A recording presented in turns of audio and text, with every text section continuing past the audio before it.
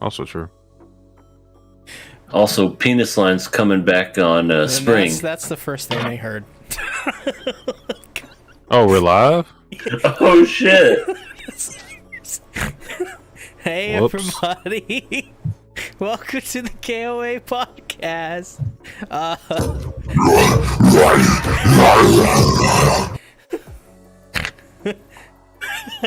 Just a Florida dog. Don't be alarmed.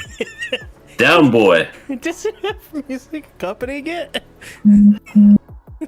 Is that a thing with Florida? Yeah. It's Oh like my one God. on every block. Welcome to the KOA podcast, everybody. The only podcast in which we confirm Penis Line having a season 2 very soon. Penis line. Penis line. It's coming in the spring. I think I'm gonna watch it just out of spite. It's a very that's like saying, you know what? I hate Ride to Hell Retribution. I'm gonna buy it for $60. Pretty much, yeah. I mean, this is pretty much what people do with NBA 2K. Like, everybody has complaints about it, but they buy it every year. Yeah, same with Madden. Madden sucks. Madden hasn't been good since 2005, so come on.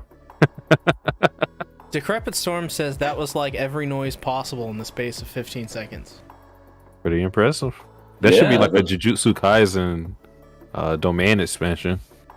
Yeah. Yeah, the guy that can like talk and like do stuff with his words. I could just go. Does that mean we get a panda on this podcast now? A talking panda? Oh my god, speaking of Panda, I had Panda Express before I got on here. So good! If he I'd rather have a dies- Miwa. Useless Miwa. Yeah. Well, she's like useless. Is she? Like I said, is in one iteration of Jujutsu Kaisen, she wasn't that useless. All I know is she's got blue hair, so that means the carpet must match the drapes. Thank you for that information and visual. I'm disappointed in all of you. You're all fired. Well, All right. apparently, according to Cameron Smoothie, I'm a terrible person, which I don't know how I got deemed that. So this is the King of Anime podcast, where the only podcast where at the beginning of every season we lock in a whole bunch of anime to watch, and we vote to kill or pass it sometimes. Although this season it's be kind of dumb. Like, we're not gonna kill Chainsaw Man, so kind of haven't been doing that. But we will probably next season, because something's coming off my lock next season. And it rhymes with To Your Eternity, Season 2. I think there's many things wrong with that, but I was gonna say that was not. That doesn't rhyme. That's literally the word. Listen, it's great. It's great, okay? Also, I want to set a reminder for you guys. 500 subscribers, we get the community tab. So we'll be able to post community tab posts, which is very useful for podcasts. But as well, we'll start doing face cams. That's right. No more of this ugly bullshit that nobody cares about. Now you'll get to see us as humans being ugly bullshit. Except for me. yeah. I mean, usually I just, I'm in my underpants, just eating, looking at the chat. That's pretty much it. Yeah, and I have a immaculate beard, so you get to see that all the time now. I'm drawn.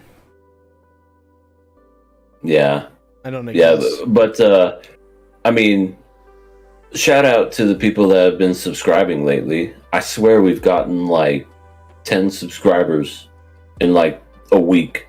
So Yeah. snaps to all of you. That's I mentioned it in a video, so got some people coming over. I'm also been posting it in my I've been creating events in my Discord server.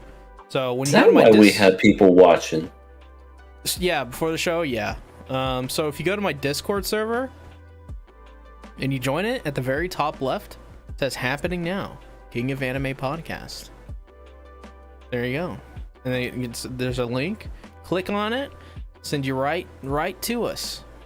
So I'm smart. But I also want to say as a reminder, I have here. I forgot to talk to you guys about this, but we're gonna have the fall 2022 award show very soon. Eventually, we haven't nailed down a date on that. Tentative plans. I put January 2nd. Probably not going to be January 2nd. We'll figure that out next week, I suppose. My restrictions will be lifted then. And then Drunk Satsuki will make his return. I don't know if that's a good or bad thing.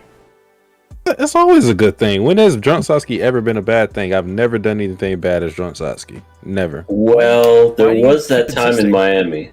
There was no sin committed. There was no words spoken that were regretted. Everything that I've done in Drunk Satsuki has been, I'm kind of like an ambassador.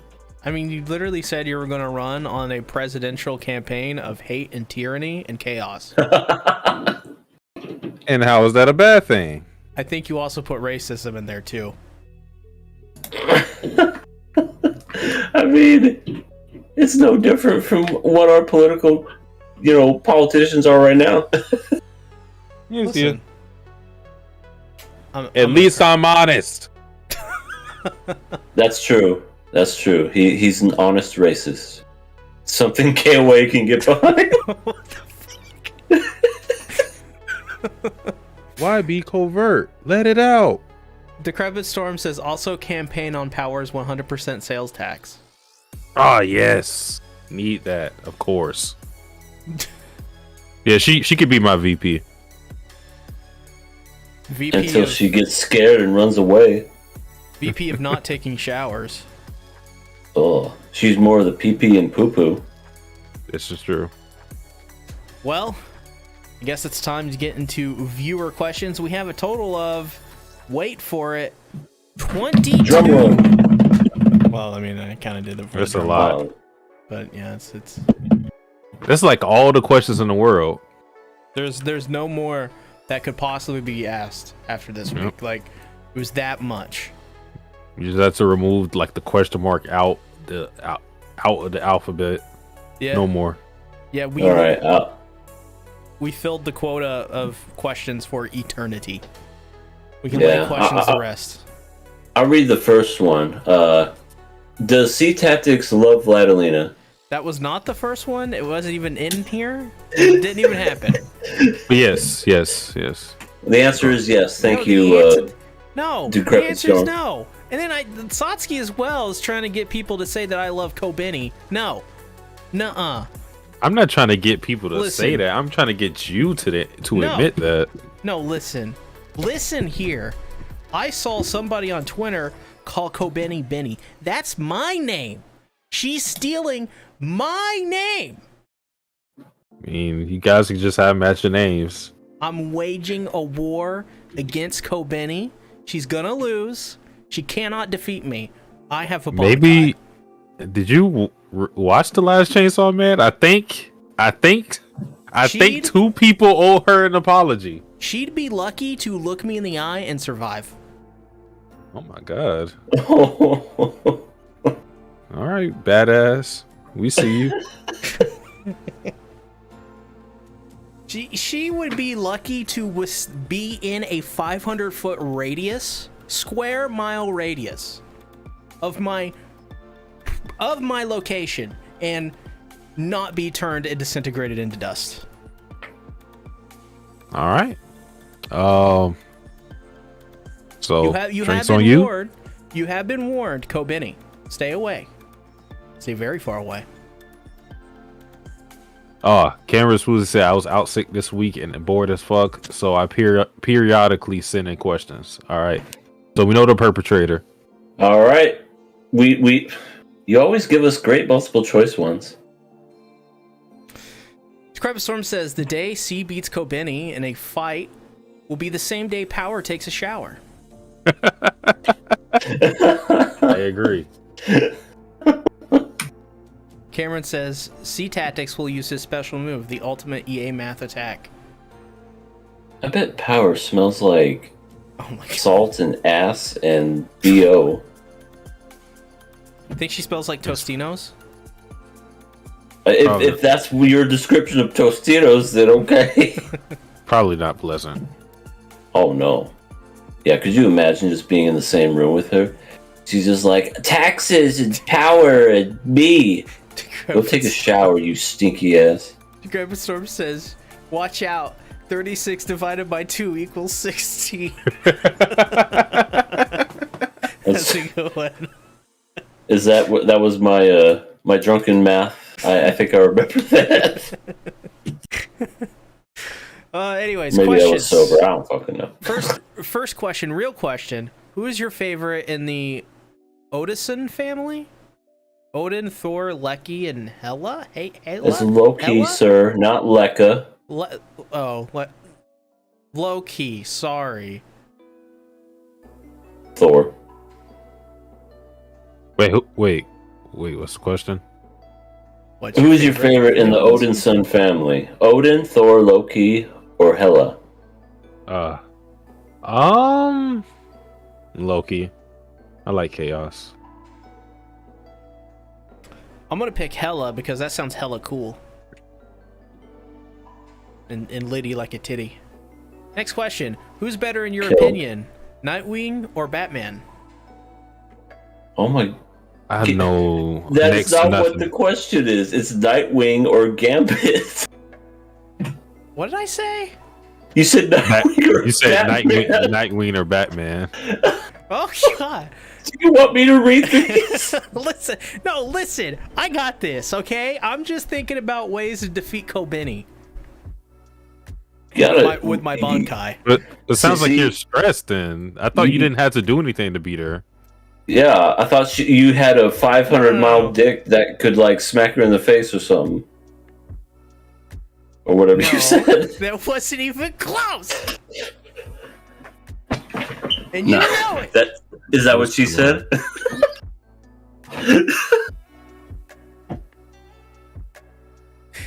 Nightwing or Gambit? Which one? Nightwing, I guess. Gambit's pretty cool. He's got cards and he throws them and they explode. Plus he's got a power pole, so Gambit. I pick Sean. There's no reason. There was no reason. There's never any reason to even mention a him. choice. There's never any reason to mention him. Never. I don't know what you're talking about. Is lag streaming for anybody else? Is it? It should clear up. No, it's C. He doesn't know how to read the questions. I don't know what you're talking about. Next question. Are y'all drinking age? What's your favorite alcoholic drink? In my state, if you are under drinking age but with a guardian, you can drink legally. This means... Where's this going? This means I've had a few drinker before, but this law can be strange because... What the fuck's happening with this question? Because if you 18 or older, you don't have a guardian anymore. So technically, if my mom, my dad, my brother, and I all went to dinner, I, 17 years old, can legally get a drink from my brother, who's 20... Wait. Can legally get a drink, but my brother, 20-year-old, can't. Unless you use EA math, because when I... Oh, here we go. Because then I'm 20 and perfectly ready for What? Perfectly ready for Himeno. Also, sorry for the paragraph. I'm bored as fuck at the time of writing this. But what's y'all favorite drink? All right. So I'll skip all that other stuff that was in that paragraph. And as far as a drink, if I just want something to just get drunk of, I do Crown Royale and Coca-Cola. Mix that together. So smooth, so delicious. Crown and Coke. Yeah, that's my go-to. I'll say when I just want to relax, when I'm just chilling, casually drinking, is wine. Any red wine, doesn't really matter. I don't really have a preference towards the brand. But if I'm trying to get drunk, I never chase anything. Vodka is usually my go-to. Good old vodka. Oh, Tito's? What is it called? Seagrams? Yeah, Seagrams. Yeah. Mm. Well, for me, you know, if I'm just looking to sit and enjoy myself, sometimes I get a glass of milk and pour some water into it. Dangerous. Damn. If I'm feeling really spicy, I'll mix chocolate milk and milk, and then I'll get like an entire Hershey's candy bar and dump it in there, and then put it in the microwave for 10 minutes. You're a madman. Yeah. Living on the edge. Yep. Another Aerosmith reference. Hey, we're old. What? Next question. Based on your personal fears, who would be the strongest devil in Chainsaw Man for you? This is too good of a question. If they had Well, like some type of like claustrophobic devil, that'll probably be mine. Like a snake devil. Yeah, like some boa constrictor devil or something like that. Or I don't like heights either, but I'm not that afraid of it. But yeah. Some type of needle devil would be crazy because I hate taking needles. Can we? So I kind of have like hypochondria. So can we say? Oh wait, no. Oh, a better one. Anxiety devil. Oh yes. Anxiety is something I dislike. But if you know, the best one, cancer devil. Who isn't scared of cancer? It's true. Mm-hmm. Maybe the best one, honestly. And of course, the cancer devil, obviously, Sean. Next question. If an anime has both caught up sub and dub options, which one do you use, and are there any anime you would switch for? I watched Mob Psycho 100 season 3 dub. It is a very, very, I cannot underestimate this, a very good dub. So if like I'm impressed by it, like I'll usually try to watch it if it's an option first and see if it's something that I'm into. If not, I'll switch over. It's just if I like it or not, I guess. For me, I go into the sub first, unless like I hear something about the dub being great or whatever. Like for Cyberpunk, for example, I went to the dub immediately, because most people were saying, yeah, probably just better to watch it dubbed, so I did that. But most of the time, I go to sub just so there's no issues as far as like localization or change script or some stuff like that. Yeah, exactly the same for me. If I'm watching with like friends or my girl, we'll watch it dubbed because she doesn't want to read. So I guess. I mean, every once in a while, like Squid Games. I guess you could say she really wants to stay at your house. Yeah, she lives with me. Because you get it? Satsuki said Edge Runners. I wouldn't have told that at all. I didn't even say that. I just said Cyberpunk. Edge Runners. that joke completely failed. I didn't say that. It's a great joke. I got everyone in the chats. Look at all those laughing emojis. Everyone's laughing. Oh my god. There is He's lost zero it. laughing emoji. He has lost it. He's Tasty Peach. Just seeing stuff. Oh, I can't wait to talk about that show later. Next question. Is Satsuki going to hell for his feet fetish? Maybe. How would we know? Decrepit Storm says, we're laughing at you, not with you. Pain. Suffering. Alright, next question. If you watch Mob Psycho 100 in dub, do you think the Season 3 dub is bad or not? And if so, is it bad enough to make you stop watching? Well, I get my opinions. I think I'm the only one that watched the dub for it. Yeah. Yep. So, yeah, we copy and paste, Control V what C said. Next. Yeah, and I'll add in a little Death to Kobeni in there. No, okay, we delete that. Control Alt. Yeah, but when they're out of the studio, we go back in later. We add it in. Do it in post. Flutes and trombones. You know how it is. Next question. Who wins in a fight? Jeffrey Dahmer or Jeff Bezos? Jeff, I don't know why this is a question. Yeah, I feel like Jeff Bezos is like low key like a super villain. I like the portrayal of South Park of Jeff Bezos, where he's just a guy with a big giant brain, and he uses his brain powers to like control people. Let me look at their heights. Type in, and also type in Jeff Bezos South Park. Wait, how tall is this guy? Height. Because Jeff Bezos is 5'7". Oh my God, Jeffrey Dahmer was 6 foot. Oh well, I guess Jeffrey Dahmer might win. It's kind of cute. It's not. Yeah, you're cancel him, please. It's cute. Hey, he's 6 foot. He's immediately attractive. Oh God.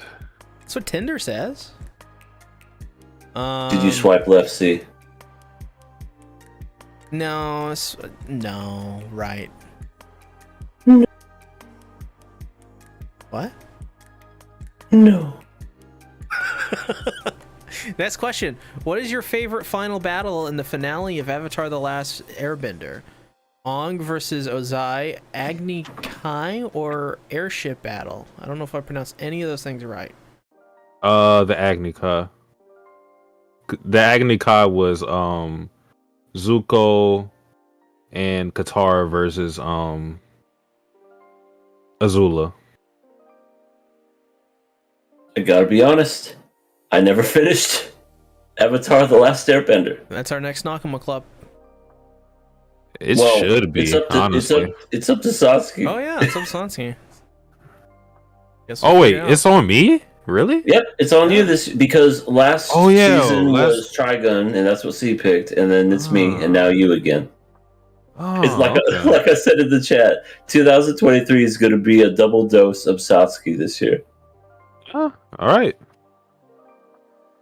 'Tis the year of the ox. Well, confirmed. Jeff Bezos. Next question. If you had to delete 3 of those, what would you pick? JJK, Demon Slayer, Blue Lock, Chainsaw Man, or AOT? If you have to delete 3 of them? 1, 2, 3. Wait. 1, 2, 3, 4, 5. Oh, it's 5 of these. So I'm just going to make it easier. I'm keeping Attack on Titan. And I'm keeping Chainsaw Man. Maybe if I watched JJK, I would keep that, but I haven't, so yeah. Yeah, I'm keeping AOT and JJK. I'm keeping AOT and Demon Slayer. Interesting. Tanjiro. Onicha! Next question. What, in your opinion, makes a bad cliffhanger, and what makes a good cliffhanger? I think we got this question like years ago. That's interesting. I don't know how I answered last time. What makes a bad cliffhanger is if it doesn't pay off the next episode. Like if it shows someone's about to get plugged or shows somebody, I don't know, just like some kind of thing's about to happen, and then the very next episode it's just kidding, tee. I hate that so much. What about for the what do you think would be a bad cliffhanger in the moment? Like you don't know what's next. What would make it bad or good for you? Okay. I guess any cliffhanger is kind of bad when you really think of it, because I remember when AOT first came out. And Levi, it's the very first season. Levi is about to like shoot his gun. He's like, everybody hold their ears, and then it just cuts straight to be continued. I'm like, what the fuck? Because they were being chased by all those Titans. And I was like, what's going to happen? But luckily it paid off. So, it continued with the actions. That was cool. So I guess a shitty one would be, let's use a recent example. Tasty Peach. That is all. I think it's for me. I think it's the purpose of the cliffhanger. Are you doing a cliffhanger for the sole fact of keeping people like, what's going to happen next? Like, kind of like, I'll give you an example. A bad cliffhanger, Walking Dead. Oh, Negan, terrible cliffhanger. And people waited a fucking year only for. Oh, yeah, that was so bad. Yeah, because the purpose of that was literally to keep you on the edge of your seat. And it's TV, so obviously they had to do this, but it's just, it's kind of a cheap way to do it. To where everybody is speculating, everybody's, making theories on who died and all of that. A good cliffhanger would be something like Code Geass R1, what happened at the end of the season. If anybody hasn't watched it, I won't spoil, but I think that was really good because the purpose of that was to keep you shrouded in the mystery of what happened there, because when you go to R2, everything is very confusing. Like, you don't know what's going on at all with Lelouch or Tsuzaku so that's my thoughts on it. Good cliffhanger. Sean versus Vegeta in Dargon Balls. I want to cry. QRW6 says Black Lagoon for Nakama. Do it, Saucy. Funnily enough, QRW6, I'm watching Black Lagoon in my server with all of the people. So it's fun. We watched first 6 episodes last night. It was great. I don't know if I want to do Black Lagoon because I literally I read it this year, and then I also watched some of the episodes with my brother this year. So it's a little too recent for me. Light Roller says Toradora Nakama Club win. Never. Ain't happening. You would probably have to bribe like one of these guys because it's not going to happen with me. We can get first Miggles in here. There you go. Yeah. Next question. Did you all participate in No Nut November? And if so, did you win? I lost the first day. Yeah, I was literally going to say, I literally didn't even try.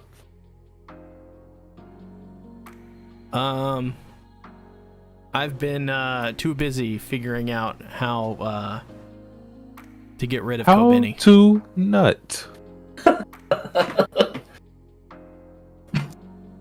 All right, next question. If you could live in any of the Nordic countries, what would you choose? The Nordic countries are Finland, Norway, Sweden, Denmark, and Iceland.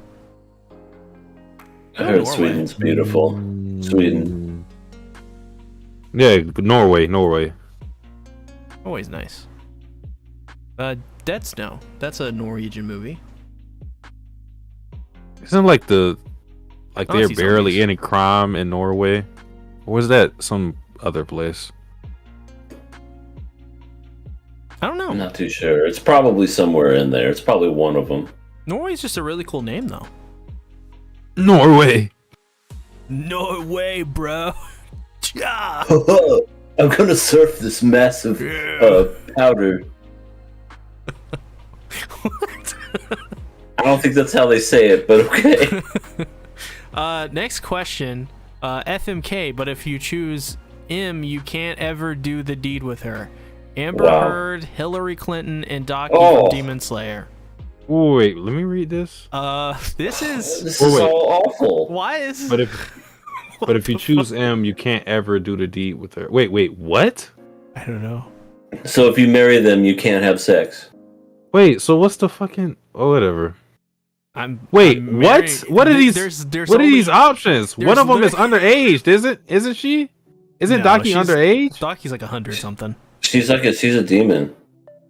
Yeah, she's also not human, but right. She's the one that goes, "Oh, Nii-chan," and then dies. And we all laugh at her. I think there's only one way. Suicide. Seppuku. I think we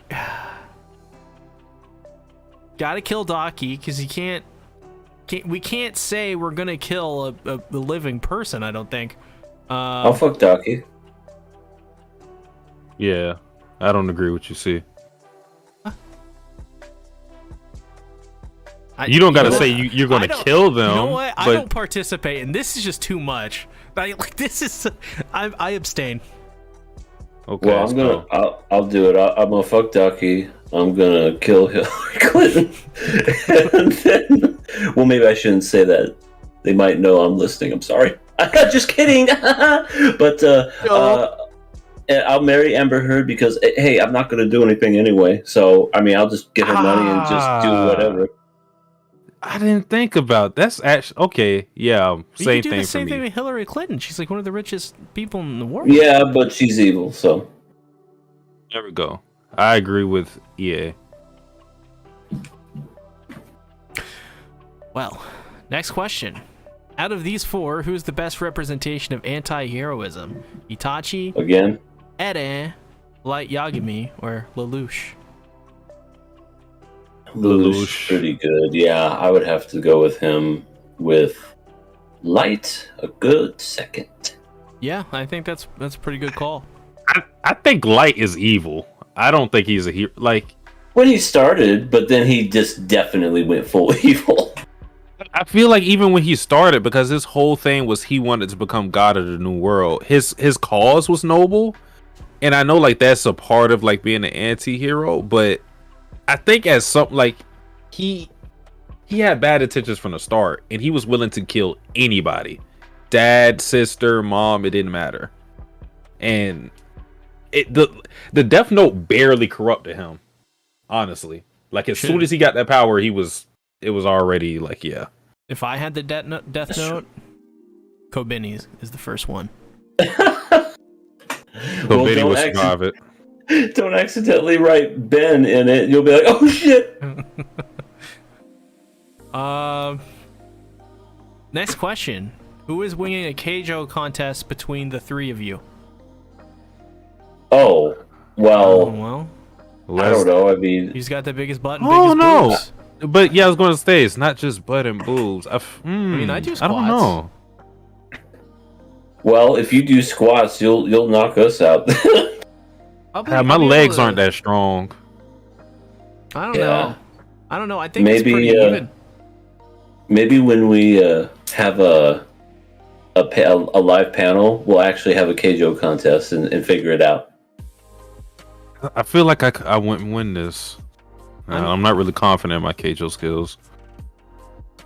Yeah, I couldn't do any like ass sucking or ass gripping or whatever. You can't do the gates of booty line? No, I can't do that. I can't do the Beerus one. I can't. My butt just doesn't it's not that strong. We here at KOA, we don't have strong butts. Unfortunately. So I think it's all I think we just all win. There you go. We're all winners in the game of Keijo. Right? Someone's attracted to that. Someone the people wants who to are see watching, the people who are watching are the winners. Which is true. Someone's gonna break a leg. Anyways, next question. Is there a show that you have watched in KOA that you're hoping gets another season? I'm looking at Komi-san season 3 for more Yamai greatness. Wonder who that could be. That yeah, I wonder.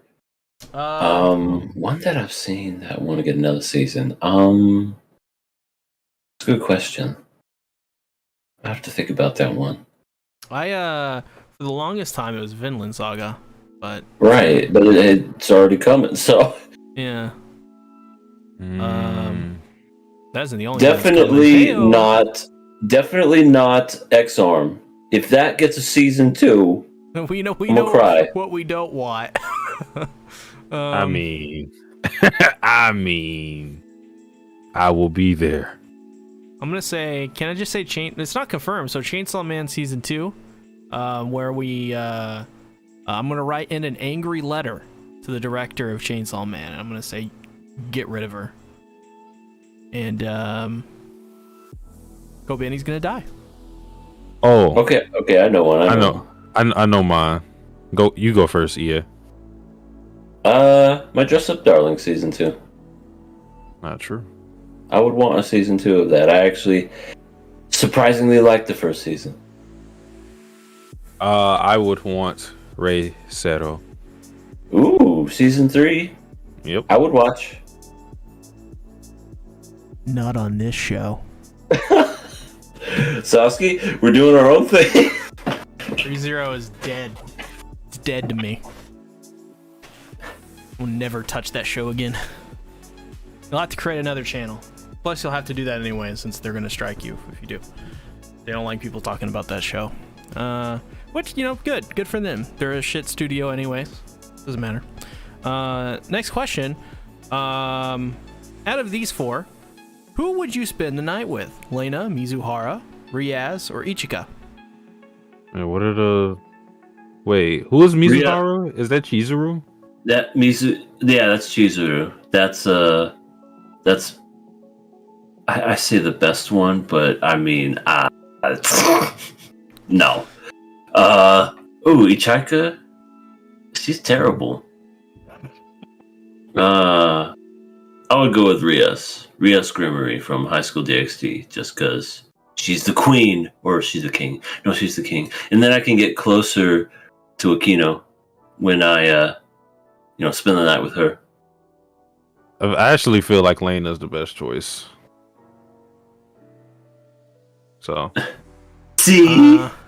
Come on. So this is. Fight for your love. I think this is pretty easy. So Ichika, she's a snake lady, but she's also underage. Riaz. I mean, by the end of underage. quintessential quintuplets. Not right. I mean, by the end of still underage. By the end of High School DxD. So now it's just left between 2, Lena and Mizuhara. Now Chizuru, probably the best one in that show, besides Deaf Girl, whatever her name is, the one that can't speak. Yeah, she's I forget her name. Yeah, nobody cares. Sumi, it's Sumi, guys. Come on. Oh, right, Sakatumi. That's right, Sumi. So it's between that and Handa one. Well, Mizuhara's in Rent a Girlfriend, and I hate Rent a Girlfriend. Pick Lena. So I think the only way to go with this, it's probably Vladilena Milize. Thank you. I'm very reluctant to say that though, not. knowing all the conjecture surrounding. Oh, please. Many things. This does not mean that I actually love Lena. We would, of course. Who would you spend the night with? Obviously, this means tea and theater. So what we're gonna do is we're gonna go see a play, have some tea, and we'll part when the morning comes. Mm-hmm. Yeah. Everybody go to C Tactics Twitter. You'll see all the retweets of Vladilena Milize fan page. Okay, so context for that. I'm just supporting the community. Supporting the community. We've seen your bookmarks. Well, you shouldn't have. Am I gonna die? Is everybody listening? You heard it. You heard it here first. That was a threat, I think. Next question. Gotta ask This it. question. No, I'm skipping it. Gotta ask it. I'll read it. I'll read it. Would you rather suck a dick while sitting on a cake, or would you sit on a dick while eating cake? You gotta do the former or the latter. That's awful. Now, listen. If you do the first one, there's no enjoyment to be had either way. Uh-huh. At least for me, as a straight male. If you do the second one, at least you get cake. Yeah. And also, the male's prostate is technically the G-spot, so I mean, it can't be all bad, right? So, I mean, yeah, you're right. I'll rather eat cake and have a dick in my ass. So, yeah. It'll just be something your psychiatrist will have to figure out later. Not you. It'll be fine. Yeah, get cheesecake, red velvet. There you go. Cheesecake. Yeah, that's good. That's a good one. Next question. You all get truck-cooned into a furry. Oh my god! Into a furry anime. Which animal are you choosing to live your life as? I can see C being a poodle, EA being a parrot, and Satsuki being a rat. Oh, you're like a. Why the hell would I be a rat? And why am I a parrot? Fruits basket? Yeah, you'd be the little rat, little rat boy. Okay, so I would be Yuki, and you would be Shigure, and EA would be Kureno. I'm apparently Iago from Aladdin. You gotta do that. Or like the parrot from Black Lagoon. I'm gonna kill you. I'm gonna kill you. You get Chuck. Which animal? Wait. What? So wait. Okay, what constitutes a furry anime? Does that mean that somebody is going to try to like be my love interest now? I'm assuming it just means any kind of animal, because I recently watched Beastars, and there's any type of animal in there. Yeah, because that's the thing. Beastars isn't a furry anime. A lot of furry people like it. But I don't know. I'm a panda. Oh. I'd rather be a bird. Yeah, I'll be an owl. Nice. Owls are cool. And I'm nocturnal already, so that works. I'll be a kitty. Oh, little kitty. Yeah. The Panda Owl Kitty podcast. Will be great. Next question. Who is your least favorite villain? Mysterio, Malekith, Thanos, and Baron Zemo. Well, Thanos and Baron Zemo is both gone. I would say Mysterio, just because he wasn't really comic book accurate, because Mysterio could actually do like magic and powers and stuff, but for some reason in the movies they made it like he's fake and like he could just do all these drones and all this other stuff, and I'm just like, I mean, if you're gonna do that, at least why not just, I don't know. I guess for some reason magic's too unbelievable in a world of super heroes and stuff, but I didn't like the portrayal of Mysterio. I gotta look these names up real quick. I vote. That was Jake Gyllenhaal. I vote Kobeni. I don't even remember this guy. Yeah, I vote for the guy from Thor. I don't remember this guy. Yeah. There you go. Definitive, right there. Write it down in the history textbooks. They will never be forgotten. Last question. Waifu of the year. I'd have to think about that one.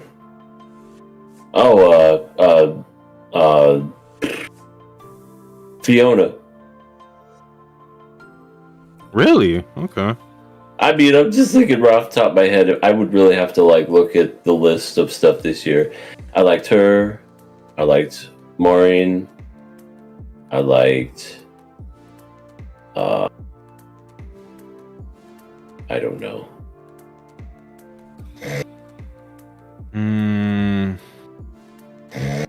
Yeah, I feel like Maureen would be the best choice.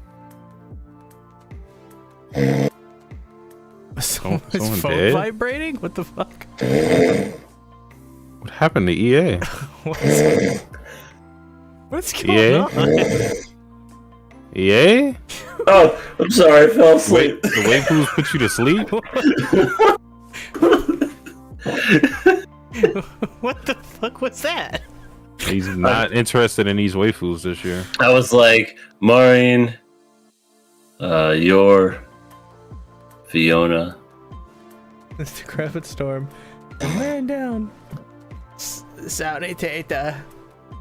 Why are people saying Kobeni? Only one person said it. 2 people said Kobeni. Ridiculous. Kobeni for the win. I'm offended.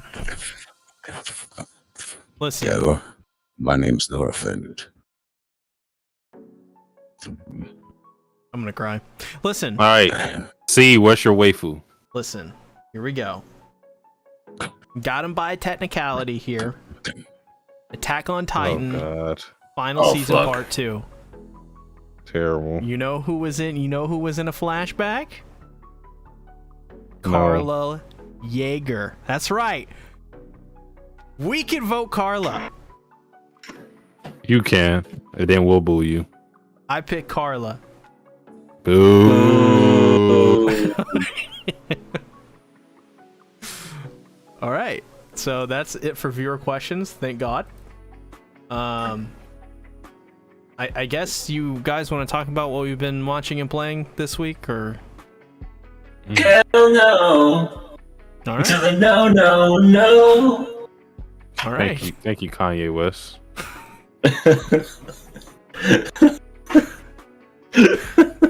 God, what do I do? Consume the child. Corrupt them all. I don't even know where is this an anime podcast still? Let's talk about F, A Tale of Dankery, episode 9.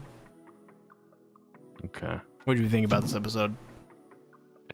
They did it! Yes. Oh my goodness. This is unprecedented in slice of life, romance, series. They just don't do this. They did the Forbidden Act. Mm-hmm. They skipped a lot of steps. Yeah. Wait, did they hold hands at all? I don't think so. That's what I'm saying. They skipped a lot of steps. Like, she went in for the kiss, and then they were just like, fuck this beach. Let's go to the bedroom. I mean, it does. Sometimes it's like that. So, pretty accurate. I loved, because I remember the first time I saw that, I was like, are we really doing this in an anime? What? Huh? Yeah, because you know what it is they always treat it as like it's some immoral thing that it's just you can't do that. No, and especially with teenagers, like it's even more taboo For the audience. What exactly did they do? They did it. Bounce. And who did the do? Kenny and Elizabeth. Also No, I'm known kidding. as Hiro and Miyako. Yeah. Thank God. Okay, you tried your best, but we still did it. It was so funny. Kay's fucked. Like, Kay, she's not fucked. Yeah. She literally went inside, saw them, screamed, and then it transitioned into her running. And that was the ending credits. and then she's, I don't know why I'm laughing, but she just keeps running. And then the old creepy stalker guy with the camera's like, wait, Kay, stop. And then she just falls and trips and is like, I half expected him to pull out his camera and just go, World Star. oh my god, that would have been funny. I would have died. How are you feeling right now, Kay? Betrayed. Get down on my face. It's like when the cameraman like chases the women after a verdict in Mori. Oh. You are not the father. And then they're just following her. She's just like, I think I know who it is. Are you sure?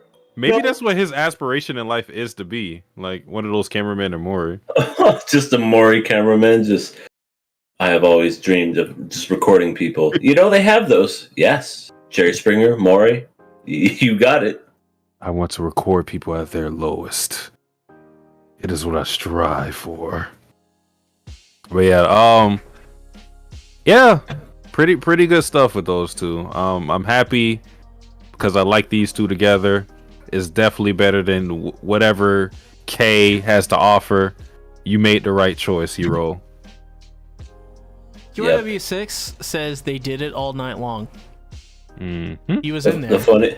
Maybe he was the one recording it from the rafters, like Sting. It's funny because I'm on my anime list and Kay has 30 favorites. Poor kid. And Miyako has 300 and Chihiro is 560. So she got more likes. And 30 sad people love Kay. Oh my god. Poor I kid. don't get it. I know. Well, those 30 people will take her. She's got 30 chances. Yeah. We'll see how it goes. But besides that, we had Chihiro being sad again. More sad Chihiro. Breaks my heart. I know. It's so sad. She threw a book at Renji and then he bled. So you threw that hard as hell. She's like, I don't like this book. It has all weird pages. And then just... It was a Renji Renji girlfriend, volume 1, 2, whatever. She was reading Read a Girlfriend and she's like, I don't understand any of this.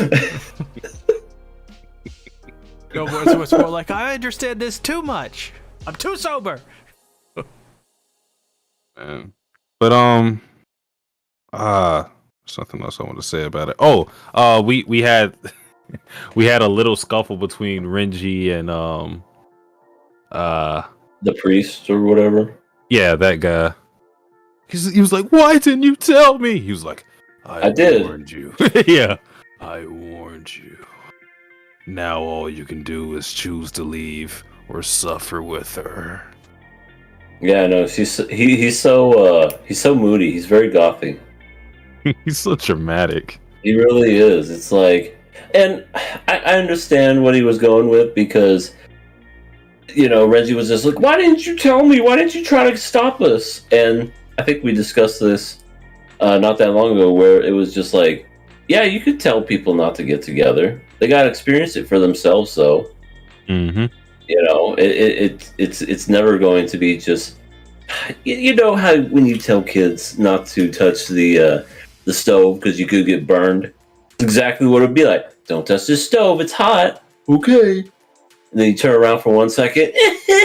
Did you touch the stove? Yeah. Why did you do that? I don't know. It's like, do you not believe me?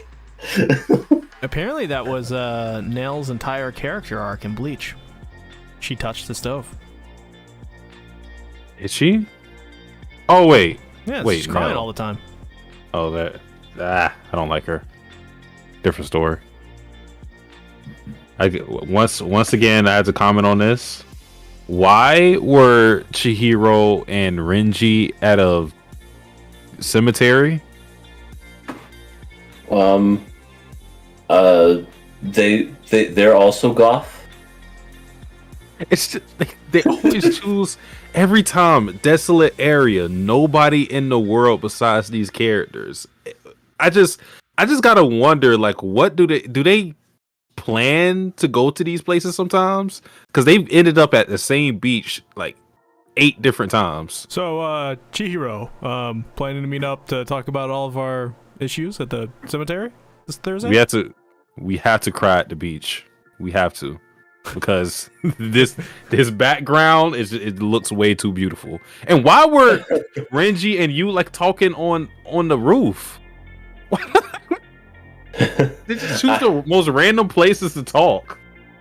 I mean, he well, Renji was trying to find you, I assume. So you was just like chilling on the roof and like, yeah, there's a storm coming, as you could tell, because everything's moving. But yeah, I told you not to get near her, and now look at you, stupid idiot. Yeah, but his whole advice was to for Renji to look deeper at what she's trying to write or like why she's trying to write it, and I guess that is what the boy shall do. Yeah, But, it's sad because he's at the very end too. He got sad at a sandcastle. He's like, "Fuck you, Sandcastle! Why are you still here?" Yeah, like he was acting like the sandcastle was beefing with him. He's like, "Why? Are you telling me her memories are more fragile than the sand?" I was like, "I don't think the sand said anything," but okay. I don't.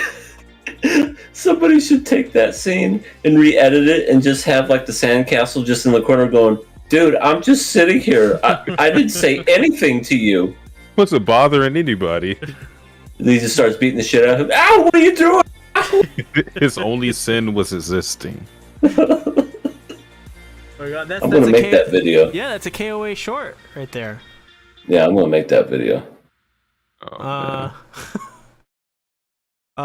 Yeah, I thought this episode was pretty great. My favorite part actually was at the very beginning when Miyako is in the phone booth or whatever, like Doctor Who, and she like shows like I don't know, it's like some paper thing she has or whatever, and it's got the It's like a dongo. phone card. The dongo Dongo, Daikozoku. Dongo, Daikazoku. It's great. yeah. Best. I'm happy for Hero, man. Very, very happy for Hero. Yeah. Yeah, freaking Hero deserved Miyoko, and Miyoko, yeah, they deserve each other. I definitely think that they're good for one another. They're both extra glowy and needed to be put out. That's why they did it. And now they can spread their radiation to others. Kay saw them naked. Ah, This is how we got the alien lolly. Confirmed. Yep, in the same universe. This is this is how Fallout 4 happens. I mean, I'm thinking it already happened. That's why there's nobody in the world. these are our final survivors. It's like, well, I guess I gotta get with you since there's only like 5 of us. I don't really have much of a choice, I guess. Mhm. Jay just has Starker camera dude, so have fun with that. Yeah, that he still to this still has no role in the series. So funny, like everybody else has their ships and plots that we're all invested in, but he's just the one guy that's just I got a camera. Yeah, I think he becomes more of a bigger character in the sequel, in Melodies.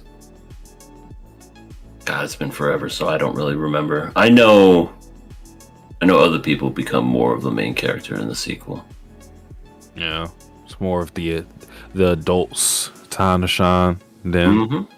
But yeah, so satisfied with Miyako and Hiro's relationship, satisfied with Renji and Chihiro's relationship, but there's still mountains to climb because I mean, Chihiro's condition isn't fixed and it might not ever be fixed, so it's up to Renji to adjust to it. And I think he's kind of crippling himself because in the beginning of the first episode, his whole thing is he wanted to be a hero. He wanted to be someone's prince. Well, you got what you wanted. May not have been the way you wanted it, but yeah, you did get it. Because Chihiro's definitely in need of somebody. Poor thing. Yeah. There you go. Any final thoughts on this episode? It's pretty simple. Yeah, it was pretty simple. I can't wait to see the fallout of this, no pun intended, just because, Kay is probably not going to look at Hero the same way. He should probably lock his door next time he's doing that. Yeah, I agree. The fact that no one locks their doors when they're doing the deed is like, come on. This is how people get scarred. I mean, children walking out on their friends. Oh, God! The domestic girlfriend situation. But their problem wasn't locked doors. Their problem was they weren't closing them. They went the extra mile. Right, and she came out naked after taking a shower going, we have guests? That family's God. just really kinky. That family. They're the- I hate that show. All right, well, let's get into our next show. A show I don't think we hate, but this episode may be one of the most hated episodes of the entire series. Your Eternity Season 2, Episode 8. What in God's Can we name? kill this show? Wait, first, we had to acknowledge that C was right because both me and EA thought that he was dead for sure. Mm-hmm. And the thing is, they because my whole thing was like, there's no way the church is gonna let him live after everything that happened, whatever. Like, I just couldn't see. So they killed him while also keeping him alive. And I'm not really mad at that per se. I just don't understand, like, what is the reason? Because it seems like Fushi is going to go off on his own after this. It doesn't seem like Tasty Peach is going to travel with them or anything like that. So I don't really understand what was the purpose. This I'll explain my issues with it because I feel like I'm still somewhat more positive on this show, because I still think there are great things about it. The story, however, not one of them. This story for season 2, outside of a couple episodes, a couple most recent episodes besides this one, were pretty decent. The issue with this episode is that they created situations where they didn't need to create. They backed themselves into a corner logically, story-wise. The whole Tasty Peach killing thing. Usually I would say like, oh, maybe they were trying to get people tuning into the next episode, like the cliffhanger that we're talking about earlier in this podcast. I don't even. When you like, if you're not thinking about it, yeah, that makes total sense. But when you think about it, really, this is episode 8. What do they have to keep you? Like, you're already 20 something episodes into this. You're in season 2. You're hooked. Why are we pulling this stuff? None of it made any sense. It was, in my opinion, sort of insulting to the viewer, because they came up with some weird fucking convoluted way, like something that I thought they didn't even like need to be explained because it was so obvious. The whole poison thing, the sleep poison or whatever it was, which admittedly, very cool concept. This is the thing. They're using the concept that Fushi has mixed ways in this season. Season 1, perfectly good. Season 2, nuh-uh. I don't. They're doing it. They're pulling stuff out of their asses to make sure that they can cover their poor writing, when the simplest conclusion anyone can come to when writing this is, don't make this decision to begin with. Made no sense. Tasty Peach, if you want Tasty Peach to be in a lessened role, there are so many, in terms of his world, not the story, and make that logically make sense. There are so many different ways to go about it. So many, like, you know what? And this is what I thought they were going to do this episode, actually, when I saw the very beginning. I didn't think they were going to go with a sleep poison thing. I thought that Fushi was going to create like another hollow version that would eventually, turn into Tasty Peach or whatever, and then somehow gets revived or something like that. Because they brought that up so with his character, so I like, okay, that would be you still get the killing of Tasty Peach and stuff like that technically, and you get Fushi kind of understanding his power, and then now having to deal with why did he keep this from me, but you get slapdashed, poor logic, poor all around writing. There's really it was not very good, and I think it's such a small thing, but this was the worst thing that I thought about this episode. Ia was right about Chair. Yeah, I called However, it. Oh my god, that is. however, they added an extra layer to it. They had already met before, so so it wasn't too bad. But I unless don't like that is what you said, EA. I don't know. I don't like the romance that they're trying to pull with these two. I just don't like it. I just mean in terms of the writing for it. It wasn't totally it wasn't cold, right? Like there's some sort of universe sort of reason for it that isn't just slapdashed. It does make sense. Man, Whether you don't like it or not, that is definitely like I don't care for it. Honestly, the best part of this entire episode was calling Tasty Peach Baron Spring Roll. Was the only part I liked. You didn't like bro?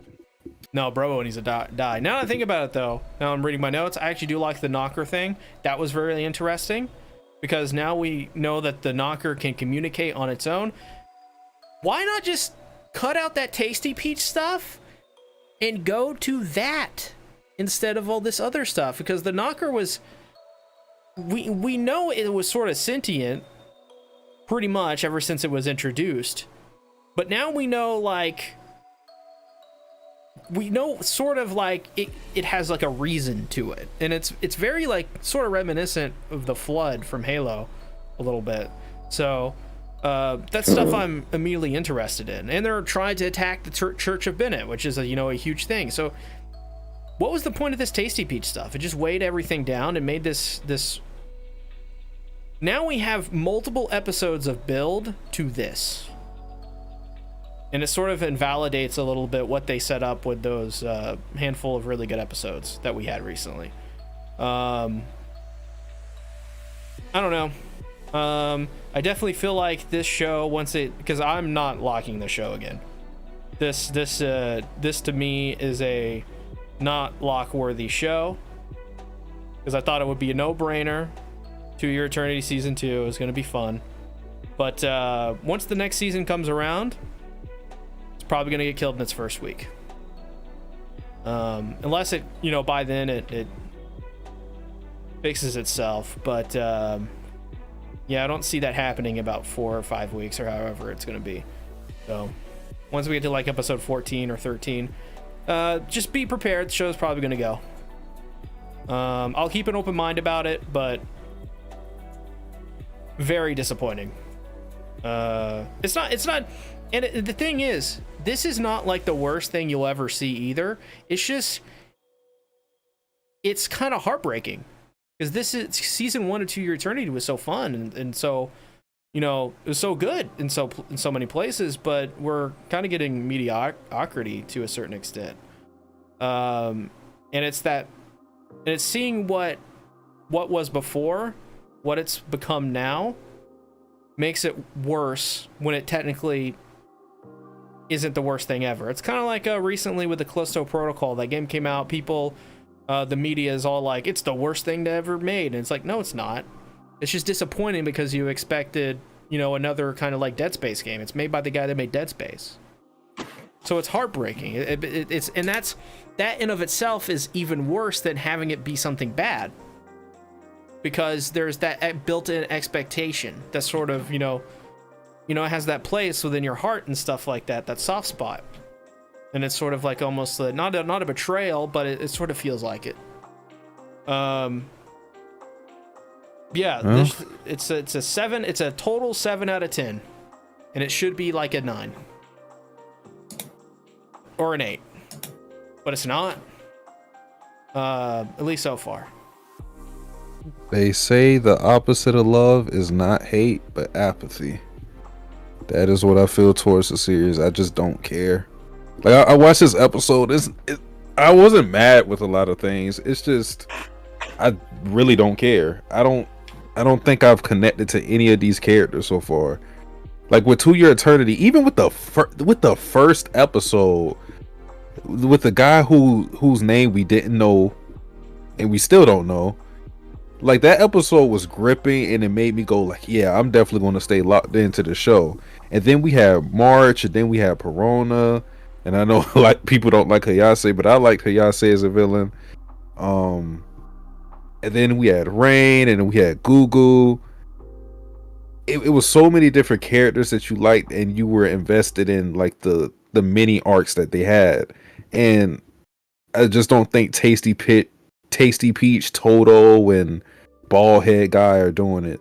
It's just it feels like they're trying to tell like this overarching story, but it's not really connecting. Especially I can't even like match who the antagonist is of this series right now, because it supposedly it's the church, but they just arbitrarily they just have power when they want power. It's so odd because apparently they have enough power for goddamn, I was gonna call him Hayase. Fuck, I forgot this guy's name. Kohaku, whatever. Kahaku. Like he was like, yeah, I'm gonna disband my group. I was like, wait, what? How much power does this church have? Because we saw them capture Fushi and all of this stuff, but like literally all that stuff was off screen. So like you're not actually showing them be a threat. They just are at the right place at the right time, and for some reason they just got power. At least with Hayase, you saw on screen why she was feared and all of that. But I don't know. I think the only interesting things that they're doing so far with the series is the lore, with how Fushi's powers are evolving, keeping you invested with the knockers, and you know, like what C said, them like being able to communicate with them. That's interesting, and it seems like they're trying to flip their intentions on his head to where it's like, we're not actually evil, we're trying to do good by the world by destroying it, you know. So they're like pain, I guess, now. But other than that, I think it's really not hitting the mark with the characters. The characters were a strong point for the series, but that's interesting. I think it's more story, but let's you can give it your piece. We'll discuss it afterwards. Freaking this show peaked at the first season. Like I think everybody was pretty much said it, that no, I'm not really interested in this show. The characters are bland. We got Tasty Peach, a chair, and Caillou. You know, it's like nobody cares about any of these damn characters. Oh, and we got descendant of a descendant of a descendant of Hayase, who likes Fushi as no matter what he or she looks like. I love Fushi. I really don't care. I felt like it was more interesting in the first season, not because I would say story, characters, but also how Fushi was learning to become human. Like I thought that was more interesting because he didn't know how to speak. He didn't know human interactions. He didn't know about love, friendship, all this other stuff. That stuff to me was very interesting. In this season, he's just another person that can just transform. And that's cool and everything, but like, I don't know. I feel like the Knockers are barely in it so far, and I know they have like 20 episodes that are going to happen in this season, but I checked out. So I think it's a matter of time before we send this off into the sunset. How do you feel about Toto X Tasty Peach? I hate it because I knew this was going to happen. I knew. Oh, by the way, ladies and gentlemen, if you decide not to eat a bunch of bread, you'll look as skinny as that. No loss of muscle mass, and no consequences whatsoever. No degeneration of anything. Just now I'm skinny. I don't know. I think that's fine. I think that criticism in that regard doesn't matter because it's a show about an immortal, and it's played up to comedy. I don't think that's a negative strike against the show. I don't think it's not like we know because this is a fantasy series. It's not the fact that happened that's really wrong. It's because I know why it's happening. They're doing it so they can ship these characters together because it's like Tasty Peach's whole thing is, I don't like you how you are, and it's like, oh, now that she's skinny, now we can do the whole romance thing with these two characters, and I don't like it. It would be like if they tried to ship the main characters from A Silent Voice literally at the start of the series. I'll tell you what it is. It's comedic relief character who's a little flamboyant getting with the other comedic relief character who's fat. It's not funny. It isn't good. It isn't good writing. It's kind of, and now they're going to outdated. adopt Caillou. They were trying to do like this happy family thing with them. That part, really, I really hated that. I'm like, really? We're going to do this family thing now just because we're all in cages? Remember that time we were in a cage together? Oh, yeah. Good times. You guys brought up the whole Fushi learning how to be human. I think it would be nice if they continued that and somehow kept him alone and not with so many people. Like, have him, like, I don't know, continue going out in the wilderness and adventuring, and then, like, discovering Hayase's descendant or something like that randomly, and he doesn't know immediately, but he's, I don't know, like, I feel like that has been, like, that's the most interesting part. Like this, like, I like Tasty Peach. I think I like most of these characters in theory. It's just the story around them is so just horrible. I don't want to say horribly executed, poorly executed. It's just kind of like, and it sucks too because everything about this show is really good other than the story. Like, music, score, one of the best this season in my opinion. Art, they switched studios, looks exactly the same pretty much. Maybe a little less quality in other places, but it's still really good look. One of the more good looking shows this season. It's the voice acting is actually really notable and like it stands out and it's really well voice acted.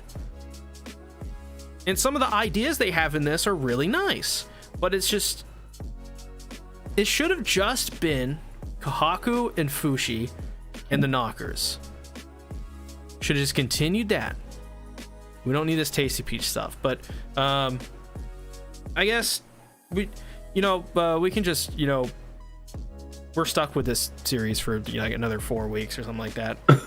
So we at least we can focus on the good. What'd you guys think about the whole Knocker thing? That was interesting.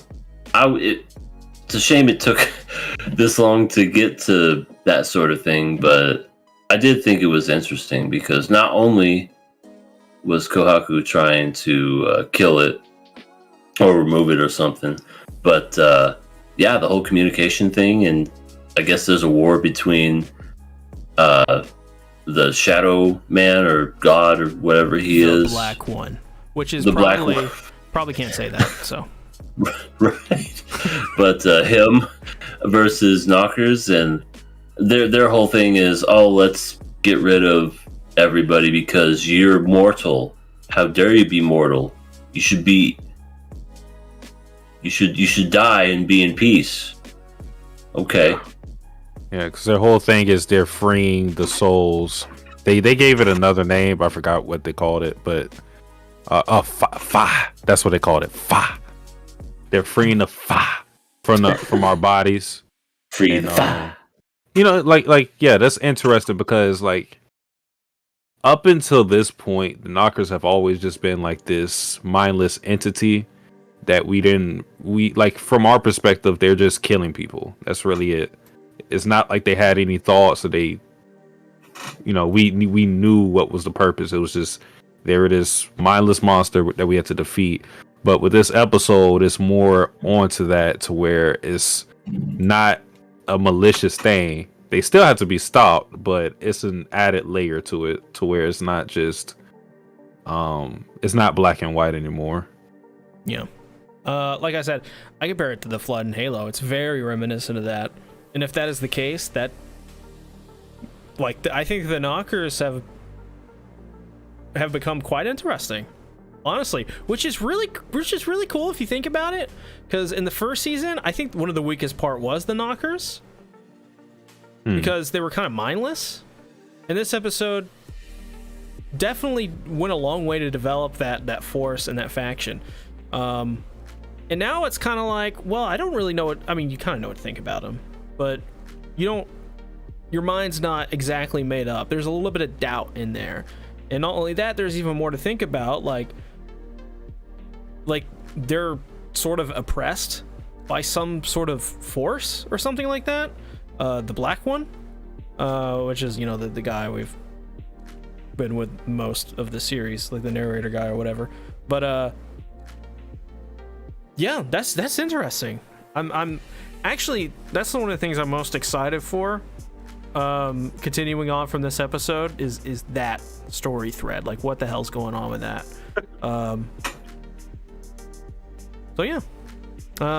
Any final thoughts, I suppose? Decrepit Storm said the Knockers are like random guys who got too deep into nihilism. What's nihilism? That's like, to be honest, what nihilism is like, the idea that like almost everything is pointless. It's like this really apathetic view on the world. To be honest, like the Knockers wouldn't be nihilists. There would be something different, because nihilists would think, since there's no point, and they wouldn't think that we should kill everybody, because there would be no point in doing that. Yeah. So yeah. That's I think you're on point, and that's why I compare it to the Flood in Halo, because the Flood in Halo, their whole purpose is to absorb all living mass into one gigantic being. And they don't stop. And I think Knockers have that similar kind of presence, so I think that's like just one of the best parts. But yeah. Moving on, Mob Psycho? Mob Psycho. Mob. Alright, let's talk about Mob Psycho 100, Season 3, Episode 10. We're getting close to that finale. Very sad. Sad face Panda Bear. What do we think about this one? I thought it was amazing. Good setup episode. I know, Mob didn't die, or maybe no. He got a mild concussion, so he's okay. But got some CTE. He got back up. I guess his, what would you call it, astral being got him back up, and he's making his way to his girl. He's making his way to Sabome to give her those flowers. Be damned, everyone in his way. He's like, fuck everyone. These flowers are going to Sabome. What do you think her reaction would be if he showed up like that? Oh, you got me flowers? So cute. I'm sorry. I'm just not interested in you. she just does the bow and then says sorry. Does like everyone else, like last episode, and then he really goes 100 after that. Also, like the little thing when they near the end of the episode, they were showing pictures, and some of them saw it and they were like, "Oh, that's Psycho helmet," and they started like praying. That was a really cool little thing. Freaking, he beat the shit out of Hanazawa. Yeah. He didn't stand a chance. He got bald and naked again. They always do him dirty. Well, now he's more aerodynamic. Maybe he can defeat Mob. I mean, yeah, with his thing. Oh my god. With his thing just flapping in the wind. I'm almost there. Sure, with his little pecker. Oh my god. You know, like a woodpecker. This is a great fight, though, Hanazawa and Mob. It was really well animated. Yeah, it was so well animated. It was basically, and the cool part about it was like, it was like pretty much anything you'd see in any other fight, like it's just in terms of its content, like the whole like, I know you, Mob, this isn't like you, like we've seen this in, like in other stuff. But what makes it so cool is like it's the final season. We're probably not going to see this too much. This is maybe the final time we're going to see this, and it means so much more because of what Mob has went through since that time. There's a really great part where he says he remembers the first day he met Mob, and he was sitting at school just crying all by himself. And that's what makes this really simplistic execution so much better, because we have all this context. We can see how Mob has grown throughout the series. Oh yeah, and absolutely. You don't need to do much. You just need to present it, and you just need to let the audience decide, you know. And so good, so good. Yeah, and then it left off on the old villain from season 2 flying down, about to take on some Mob Psycho 100. Freaking I have a feeling next week's episode is going to be so amazing. Yeah. Oh yeah. Like Military, visually. America, guns, death to Kobeni. It's gonna be awesome.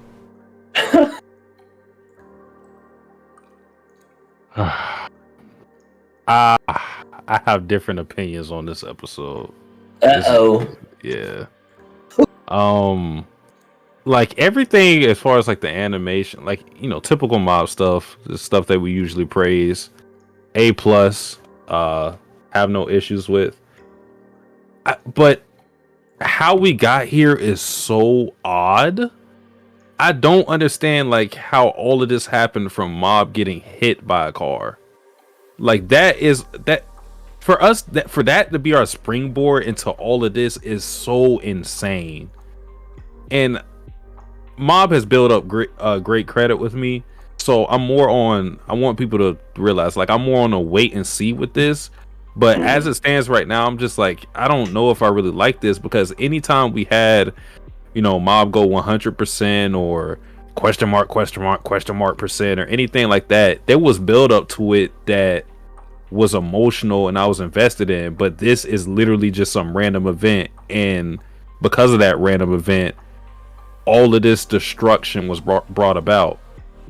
And now I'm wondering, like, how is this all going to be concluded? Because this isn't really Mob doing this. It's not like he just lost his mind or something like that. It's literally something random happened to him and some entity took over and now is causing all this destruction. So it's so weird. I don't know if I like this. But I'm like I said, I'm waiting and I'm seeing what's going to happen with it. You mentioned they brought back the villain from season 2, so the fight at least is going to be good. The fight in this episode was good, but I don't know if I'm going to be super invested in like Mob side of it if he's still not really in control. So that's my whole issue with this. Yeah, I mean, I could definitely see that. It is kind of weird when you think about it, how it literally gets hit by a car and now he's destroying everything. Which, by the way, we actually got to see the person in the car this episode. Oh, true. I didn't think about that. Because we always talk about Truck Coon and how he always hits and runs. We actually have a person that stopped and said, "Oh, I should probably call the police." It's Kanye. Oh my god.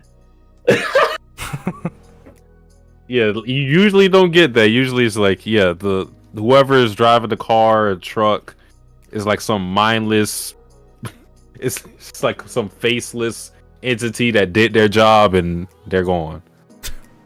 But yeah, this guy was actually, you know, giving some effort. He still should have probably been paying attention, but hey. There you go. I'm thinking maybe the fact that we saw him, maybe there's a reason behind it. Maybe he is the true villain. Oh my god. He did this on purpose to awaken Mob's power, and it was all a trick to free the other villain from season 2. Boom. That's it. It was all planned. So he's Aizen. Yep. You could see he knew everything from when Ichigo was born. Oh my god, I hate that. Today, anytime people bring that up, I just go like, I hate that so much. Why did Kubo write that? I'm not going. You're not going to get me to believe he planned everything. Now I want to see Bleach characters in the form of like the Mob 100 art. Like seeing like some of them would look really weird. seeing like Ichigo. Yeah, it would look really strange. But I think it's so fascinating. Like Ichigo with like Orihime would be just nothing but boobs. She already is. See those things? Well, absolutely. But you know what I mean. Like the way that Mob Psycho is drawn. Like I don't know. I don't really notice like attractive drawn characters in this show, and I know that's by design. But Orihime would just be, I don't know, like. What about Donda Chaka?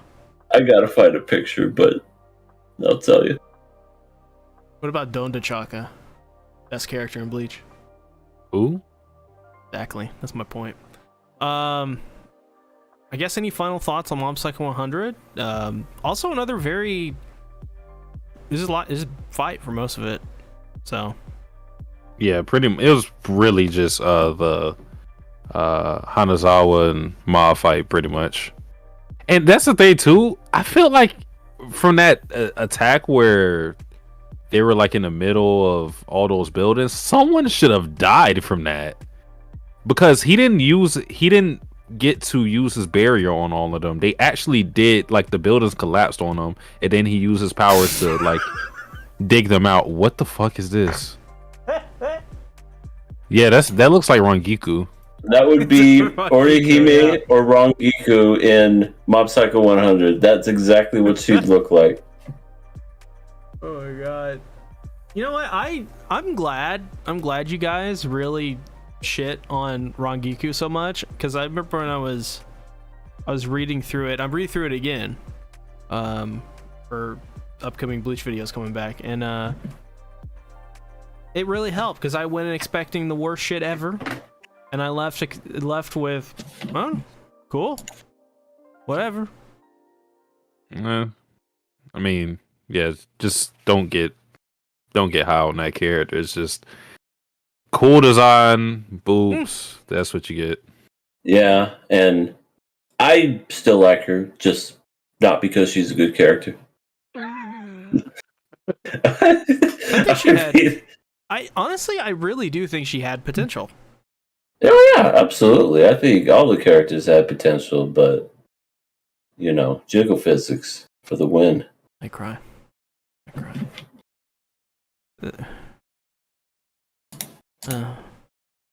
Too much characters in that series. Too many. Let's now talk about the show that embraces love. It was him. Ski. Spy Family, episode 23. Oh my gosh. This 100% is Mario Tennis. The way that, you know, the traps at the bottom, they're shooting them with rubber bullets. Low velocity. Like the even the ball boys are cheating. You know, it's like, wow. This is amazing. And they still won. Like, that was just, I never thought I'd ever say this year, or in it, well, I guess this is anime, I should. Anyway, I didn't think I would say that was the most epic tennis scene I've ever seen. Oh my. It was amazing.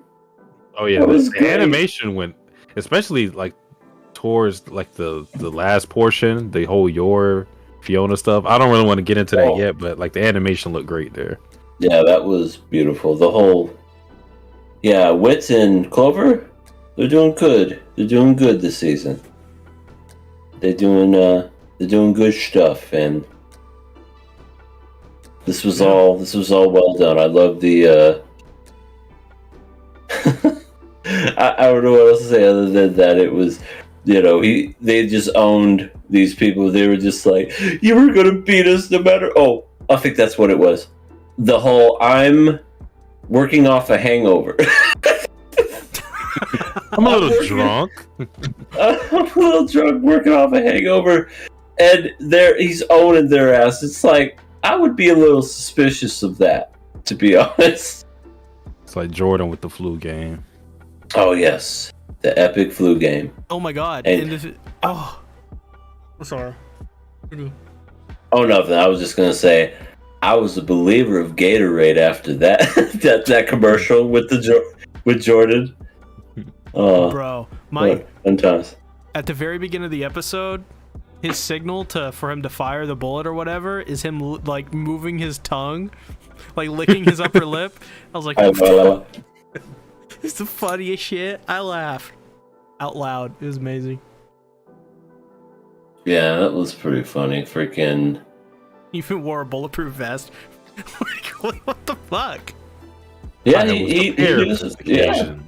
he just knew that they were going to do some shit in an underground tennis match. So good.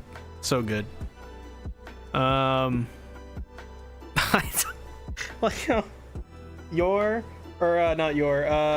Twilight, he's like but it's just so funny. He just the way they animated him tackling Fiona, and Fiona, you can tell there's like no context clues given, but when she was tackled, she was like, "Oh, this is the greatest moment in my entire life." The anime is making me like Nightfall or Fiona a lot more. I think I appreciate her because in contrast to Twilight, to where he's like very, very mission oriented, even though like we seen like some humanity in him, it's still a lot of the times it's a farce. She will carry out her mission, but despite her appearance, despite like her having that stone face, she acts like a human being. Like she will let her personal feelings get in the way of the mission, and I kind of like that because she wanted to stall out that match just so she can play fake husband and wife with Twilight. Just greatness. Ski. Second half of this episode was also pretty funny as well, just because we had all of these different people interact with their own different motivations and wants, and they all conflicted. So we had basically it's Fiona and Twilight show back up to pick up Yor and Anya, and I love this because they immediately start talking about playing tennis and stuff like that, and Anya says that she's an expert at home runs in tennis. Freaking kids. Anya is very intelligent. Yeah, she's like 3 and try to defuse a bomb. So fun. Oh my god. And then they have like, they agree to have a tennis match, and it's like it's everything you think it is. It's just like Fiona's sort of jealous, and Yor's just, she's terrible at everything. And the first Yor serves the first strike or whatever and hits it so hard it dices the ball, but at first looks like she totally whiffs it, and I immediately thought, oh, we gotta get Yor and Toru in like a ping pong battle. Oh no, I don't think, if she couldn't control her power for tennis, imagine table tennis. Oh my god, that ping pong ball would be crushed. It would probably go into dust. It would be non-existent. Yeah. And I thought the same thing. I thought she missed too, but then it just got sliced up. I went, oh, of course, this is Yor. And then Decrepit Storm says half the budget probably went in this episode. Yeah, because and then Yor serves another one. and it becomes like a fucking ki blast from Dragon Ball Z. Like, it was a Kamehameha. Nobody fucking batted an eye. It was like just like, and then Fiona's just like it's like a beam battle, and like tried to like stop, like deflect her attack. I'm like, what am I watching, and why do I love it? And I love this. Oh, I love sorry. as well. I was just gonna say this. No, continue. Sorry. No, I keep interrupting. I'm sorry. Well, I love. I love how Yor as well, before they get into the tennis battle. Or no, it's Fiona. Fiona's like, I could use Lloyd to his full potential, and that made me think that Yor is like Shiro and Fate, and Fiona is Rin, and Lloyd is Saber. Because Rin, you wouldn't understand this, EA, but Satsuki would. Rin is like, Shiro, you don't know how to use the full potential of Saber, and Saber is like the same as well. But it's just really funny. It's okay because we have mana transfers. Yeah. Wait, So what? everything's all right. Mana transfer, you know. You know. I know nothing about mana transfers. My love for Twilight is just as heavy. Mission complete. That was a cool little trick that they did. I mean, I had a feeling because I didn't see him in the picture. Because when that guy was like, "Oh, I ain't giving you this picture. You can have everything else except this one," I'm like, "You son of a." But then when I saw that he wasn't in there, I'm like, he has to be one of those people in disguise. Sure enough, when that dude went all the way to the car, I'm like, that's Lloyd. Sure enough, I was like, ooh, that was awesome. And I don't know if you guys noticed, but the thing that Fiona ended up getting the rings, that they gave it to Sylvia. She actually accepted it because she was wearing the rings. Yeah, I saw that. It was a nice little attention to detail right there. This was all for somebody's Hustler magazine, by the way. Well, maybe their Weinstein Black Book. Yeah, they're going to prison. This is what I imagine like the byproduct of like idol culture, because it's the family was kind of right for getting on his neck about this. It's not really healthy. You know what I immediately thought of when I saw this stuff? Immediately? I was trying to say immediately and automatically, and it turned into automatically. Anyway, I was thinking of the fucking mangaka of Rent a Girlfriend. Oh my god. Is that not a picture perfect representation of him? No, because he wouldn't give away his Chizuru stuff. Yeah. He would never bury it. He would never bury it. He would. Well, I mean, if his wife, if his wife got on his ass more, I think that he would. Well, his wife's Chizuru. No. I was gonna say, I think he's choosing Chizuru. I'm talking about his real wife, not this guy is insane. Chizuru. So I mean, for him, it's real, I guess. Chizuru is real. He created a character and fucking married it. Jesus Christ! I mean, wouldn't you? If not him, then who else? Because they're not real. Oh my God! Decrepit Storm says, just wait till we have C's secret collection of Vladilina pics. Listen, that Vladilina folder was for when I did Vladilina or 86 videos. And you also did that one video where she made you long and hard. No, you did that video. It's not even real. It was photoshopped. Not photoshopped. Well, the video version of Photoshop. You get the point. Sure. Yeah, absolutely. Yeah. But it wasn't. I just like how Fiona boiled down like who is worthy of Lloyd with a tennis match. Yep. So Fiona's an idiot too when it comes down to They're all dumbasses. They They love Lloyd. Love. They love him. No, Well- don't EA. Well, because yeah, Yor was also fighting. It's not out of love, but she was also like fighting to maintain the marriage because in her mind, if she didn't win it in this tennis match, then Twilight will move on with Fiona because she's better at tennis. And like, I just love their little like the clips they have of like their what they believe will happen, like their hypotheticals. Yeah, those are funny. It's like, oh, you're good at tennis? Okay, I'll marry you instead. What? And it always ends with your going and then just running away.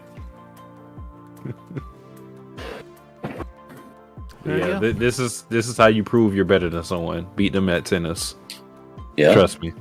You know what they always say, a way to a man's heart is by how good you could hit a ball. Wise words I will take to my grave. Carp says Oda married a Nami cosplayer, and I'm sure C is jealous. I'm kind of jealous. I mean, Nami is my wife. I'm the one who has Nami. I should tell Vladilena that you're cheating on her. Well, me and Vladilena aren't an item. Yes, you are. She'll have to Everybody get in look at the line. chat. Everyone look at the chat. Because C knows it's true. Vladilena makes him long and hard. Oh! I'm gonna cry. So another nice little segment is when Becky is talking while Anya's going crazy, and Becky's talking to Anya about her adult dramas, and Anya's like, I don't care, I like cartoons. Props to Anya for being a kid. Yeah. The fact that Becky is like 5 and is like, I don't know, into this other shit? Come on now. Get your shit together. She's You're supposed 5. to be like mentally like 25 or something, or even Seriously. 30. But Anya's just like, no, I just want to do kid stuff. Enjoy it cartoons. Enjoy it while you can. See, Anya's got the right idea. Be a kid while you can. Yeah. I like to eat my cereal. You get away with a lot as a kid as well, so. Yeah, you commit murder. Enjoy your youth. Right down to the last tasty morsel of human flesh. Hmm? So any final That's thoughts on Spy Family episode 23? This may be my favorite episode of Spy Family. This has been a surprise hit of the year as well, and I love it. Yeah, I think this is better than the first half. Fiona's definitely an interesting character to add into the mix, and she isn't anything I thought she'd be.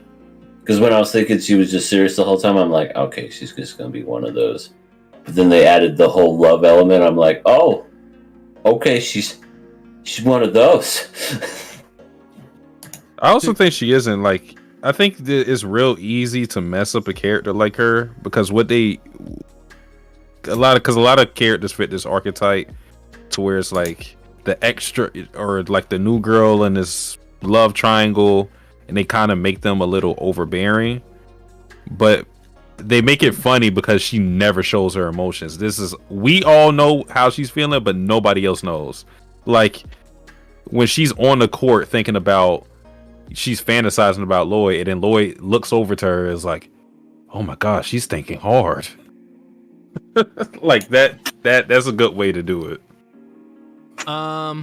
Decrepit Storm says next episode Becky versus Yor and tennis for Twilight's heart. Who wins, Becky or Yor? Yor in 4. Yeah. Yor kills a child by simply serving a ball. All right. Turned into Twilight's harem. There we go. Decrepit Storm also says some slander. If C does this much on Twitter, then I like to see what he has in private. No, you don't want to know. No, you definitely don't want that. It's a lot of ram, aha, oh, hubba hubba. What? Can you repeat that? Yeah, it was ram, ooh, hubba hubba.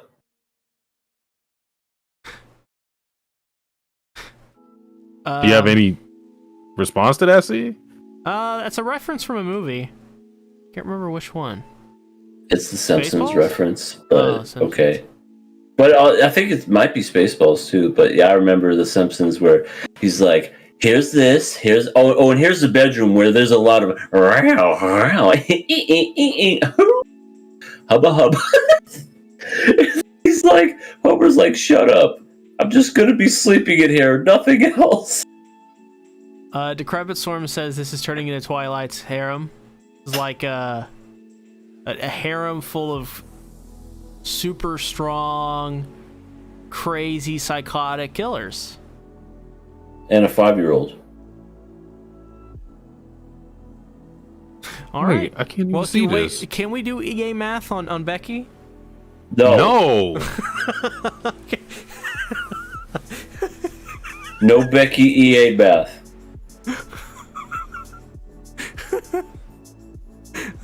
That was great. Don't anyone do it in the chat either. Yeah. But now I know when I say I don't, they're gonna be like the stove and touch it. So whatever. Touch the damn stove. All right. Any final thoughts on this episode? Good stuff. Are we almost done with Spy Family? Yeah, I think 2 more episodes. Oh, I'm sad. I'm curious to know how it's even gonna end. If it ends where I think it's going to end, you guys should be happy with the ending. Oh, they get married. In like 2 episodes, they just get married again. Yeah, for reals this time. And he uses a real grenade and puts it on her wrist, and she's like, "Oh, you're so lovely." And then it's like a timed kiss. I love him, and he loves her, and then they kiss, and then they blow up and die, and then Anya and Borf live happily ever. They live happily ever after. Come on, Borf, let's live on the street. Decrepit Storm says this podcast is giving me 10 different clips to send to the FBI, and also Light Roller says cancel the sea tactics. Yeah. I disagree with all that. Well, the cancel me thing. But let's talk about next up on the list, last up on the list. A special show near and dear to all of us, or to some of us. Chainsaw Man, episode 9.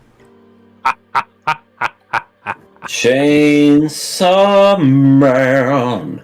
My episode. I've been waiting. Yay. Sea Tatness. How does it feel? How does what feel? You ridiculed her. Said that she was going to die. And what did she do? What did she show you?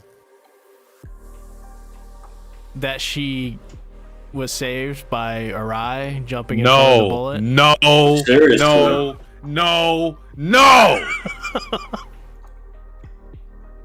Now, the praise needs to be as loud as the slander. Cole Benny, assassin mode Cole Benny. I'm sorry I had to do this to you, but lucky. I have to kill you. She used Dingy as a shield. Benny. That's called being resourceful. It's called being resourceful. I mean, I'll give you that. However, she looked cute one episode and that was it. That's all she's done. When it comes to my thoughts, where the fuck was this all series long? All of a sudden she turns into John Wick out of nowhere. It's always been there. Why didn't she do that to the hallway demon or whatever? She couldn't fight him. Hallway demon? Whatever the fuck it was called. The Eternity Devil. That's right. But yeah, I mean, nobody could fight him except for Denji. Aki couldn't do anything. Himino couldn't do anything. It wasn't a humanoid monster that they could just beat up straight up. She could have at least showed a little bit of spine that episode. The only thing she was doing was eating chips. No, wait, no, that was Power. The only thing she was doing was just like, oh, I'm scared. I'm gonna stab Aki. Her out like 3 times because she was trying to drink toilet water. But now all of a sudden she's a badass. It's okay, that's realistic. EA, I'm telling you. Listen, believe in the system. Kobeni's gonna die. Oh, Benny. Benny's in the chat. Benny's in the chat. Where? Oh, let me see this. Let me see. She can't. We call in the community. We affectionately call her Kobe Ni. Kobe. It just, I don't know. It just felt so out of nowhere to me. Like I said, like this whole time she was shivering like a leaf on a tree, and then all of a sudden, backflips, fucking tumbles, shoot, bang, bang, bang. All not even a scratch on her. I'm like, okay, where was this whole time? That's all I'm saying. It just seems so. Like, if we even got, like, a hint of it in the first couple of times we saw her, I would have been cool with it, but it just, I don't know, it seemed so just random. But I will say this, I definitely won't doubt her again. I was trying to warn you guys. What did I say? What did Himino say about her when they introduced the rookies? She doesn't like vomit? She introduced the ride and said... He has heart, but he's that's really all that there is to him. And she introduced Kobeni, and then she said she moves well, but she's timid. That was like her only issue. So, and you got to think she's a devil hunter for a reason, and we also don't know if or who she's contracted with. As far as a devil, because almost everybody is contracted with the devil. The comedic relief devil. You keep hating. Dread it. I feel bad for the one dude that just got shot in the neck and then right in the head that saved Kobeni. Like, damn. Well, at least he went out protecting her. At least he did that. He died to protect the better one. Yeah, and then she blasted the grandma's brains out. Which I think was a guy, by the way. Well, it could be. Who knows? Once you get to a wrinkly point, they all look the same. It was a stunt granny, I'm pretty sure. Well, they're dead now. Right, and fucking Makiba. Holy shit. Holy shit. She's evil, like, right? Oh, I mean, no. I don't. She just killed a bunch of bad guys. Right, she's very powerful. Like, I don't know how her power works, but it definitely has something to do with crows and just doing something with her hands by doing patty cake and then just mushing people, literally squishing them to death. It's like Matthew McConaughey said, "Got mold of clay." Yeah. That was crazy. That was so insane. I was literally like, my mouth was open the whole time, and how cool she played it off. Just the whole time she's like, give me some people on death row. I need them. Bring them here. As she's covered in blood. Oh, like cold-hearted, but badass at the same time. I like how she got clean for it too. Mm-hmm. She's like, can I please get clean clothes? I need to kill some people really quick. Yeah, and they all just oof. That was some crazy shit. I really enjoyed that, and all the fighting in here. And as I said the last episode, this is what I imagined Chainsaw Man to be once we got started, and I'm thoroughly enjoying it now. Now that we're done with all the puking and underage stuff. Well, I guess I shouldn't say that, because that could still happen. But as of right now, I'm enjoying this. One of my favorite lines in this episode is when so Sawatari said, as like Makima's doing her thing, she goes, a bullshit power like this is bound to be Makima. So she doesn't even know what the fuck's going on. She's like, I know this has to be whatever the fuck's going on. This is Makima for sure. Mm-hmm. And it just goes to show you, nobody knows what she's actually doing, or if this is the full extent of her powers, because nobody knows what devil she's contracted with. True. But, yeah. Because what did she do to those other people in that train? I know she didn't do the hand twisty thing because they had like holes straight through them. So I'm just like, what did she do there? And in her words, she said that she wasn't shot. And that's, she clearly was, but, I don't know. I don't know what's happening, but damn, I wouldn't want to get on her bad side. You know, you accidentally give her a little extra coffee or a little extra creamer in her coffee. She starts doing stuff with her hands. I'd be like, oh, I'm sorry. Now Well, you say get the on her name. good side C and- tactics. Wait, what? What did I do? Everything I've said was correct. The fact that they agreed to say all those names after they just, well, to be fair, they were blindfolded, so maybe they didn't know the person next to him was dead. But if I would have just seen that, row after row after row, people just dying. Now say this name. No. I don't want to say that name. Can I say something else? Well, she was probably just going to shoot them if they didn't do it. So I'm sure. Then she'd have to get more inmates, but if she like crushed all those people, why didn't she crush the people that, were important? well, why did Maybe she just didn't know their names. That's the only thing I could think of is that she didn't know their names. But Well, I think a more present question is, how does she already know their names? the crows, the crows somehow, I don't know, did something with the names. Yes, the Counting Crows. They were counting all the bodies for sure. Oh, that was pretty sick though. Just everyone getting crushed like a fucking soda can. And then just blood just going everywhere. Can't wait for all those weebs to make new doujin out of that. Decrepit Storm says, I read a good bit of the manga a while ago, and when I stopped it was in the middle of the fight from the last episode right before what happened to Himeno. Then yesterday I was catching up on the anime and decided to forget Makima and be on Team Himeno. And last episode I thought, oh, this is where I stopped in the manga, and then 2 months later, yeah. You chose wrong. You have chose poorly. Well, now you know. Either Carp be says- Team Kobeni or Team Makima.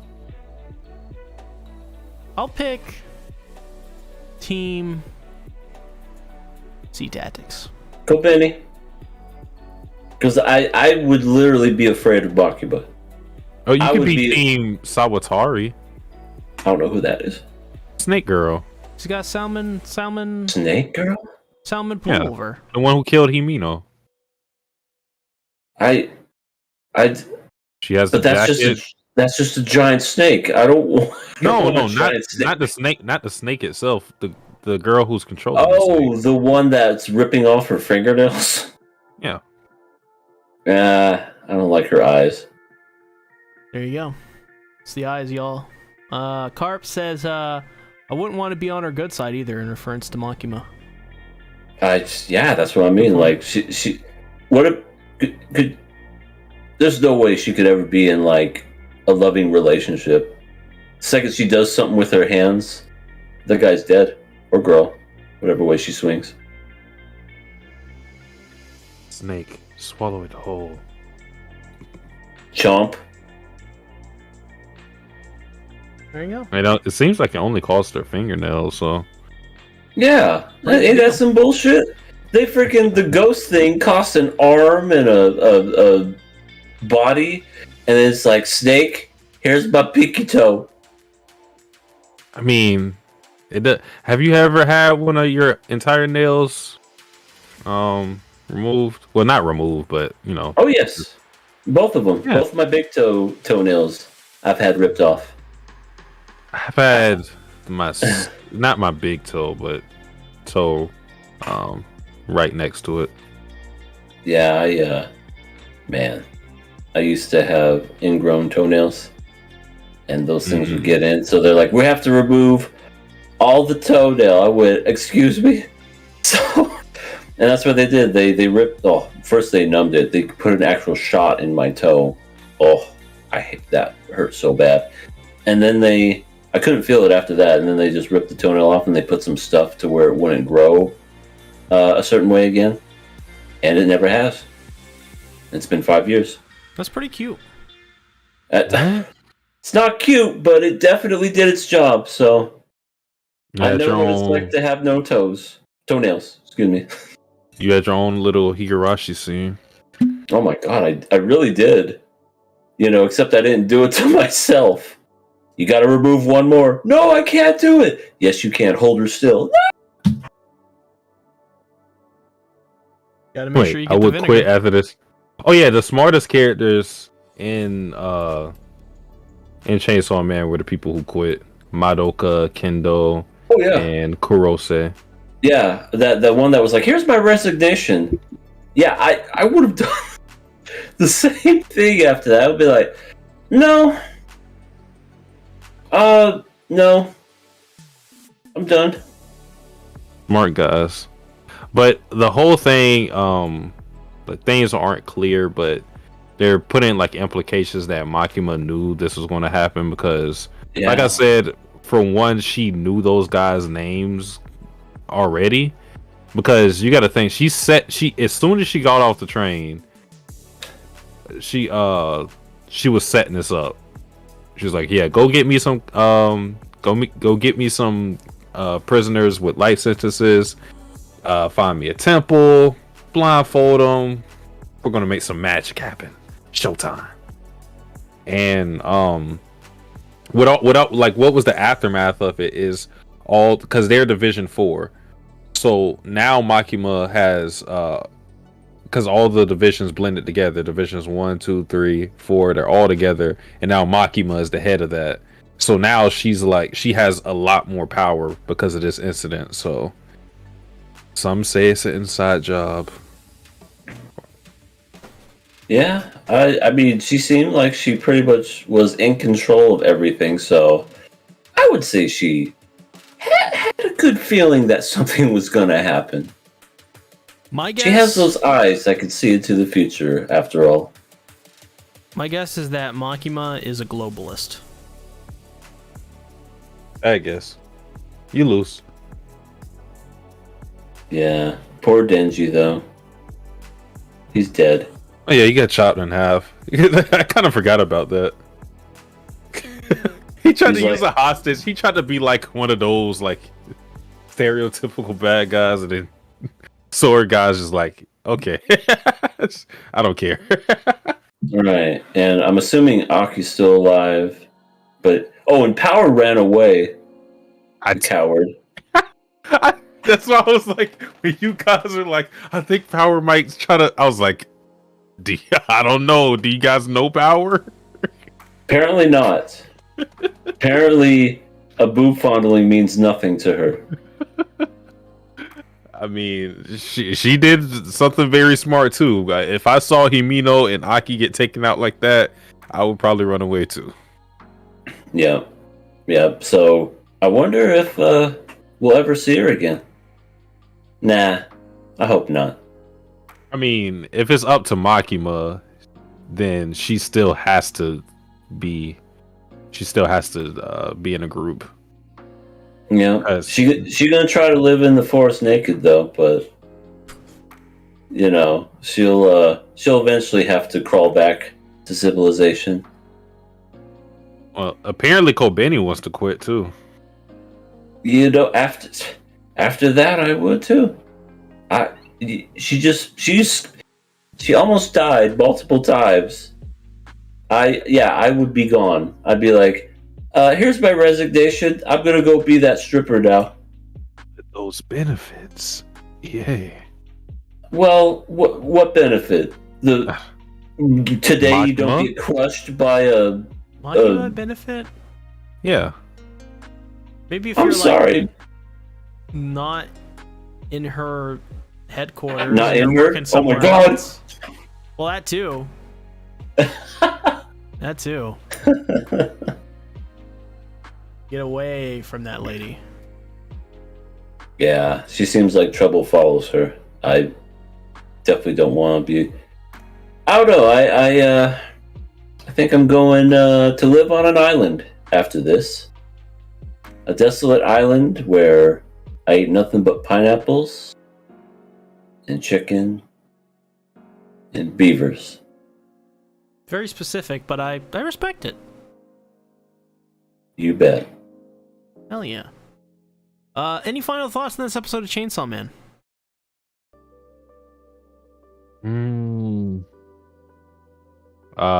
Start believing in Kobeni. And God, she apologized again.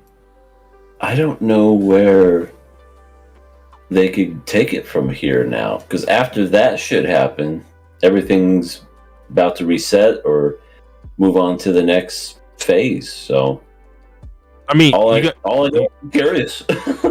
you got to think too. Like the whole cause of this supposedly was that they were after Denji's heart.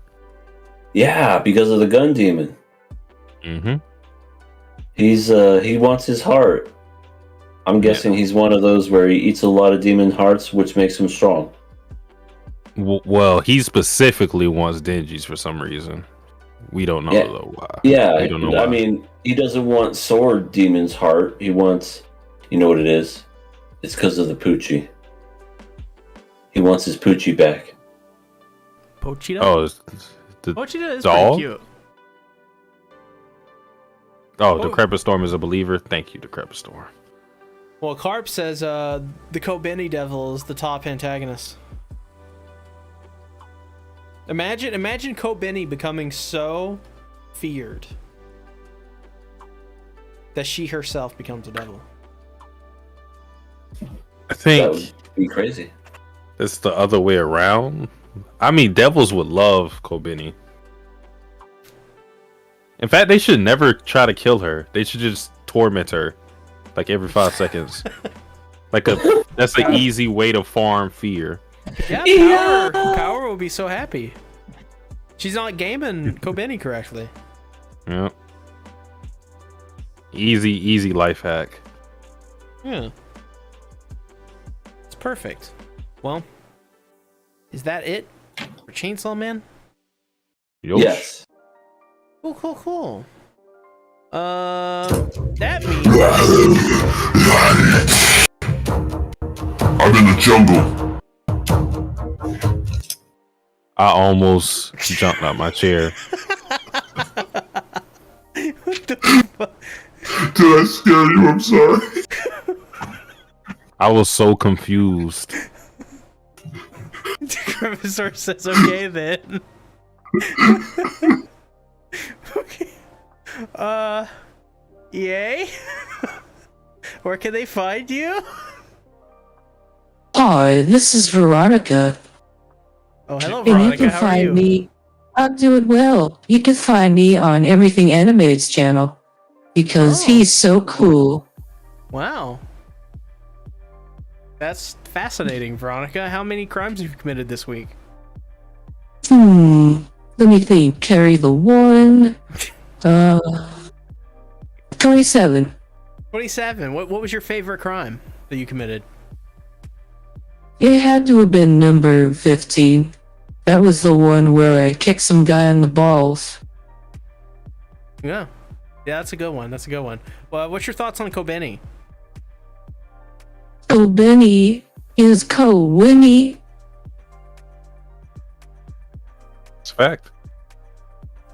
She's a winner in my book. She looks like my best friend.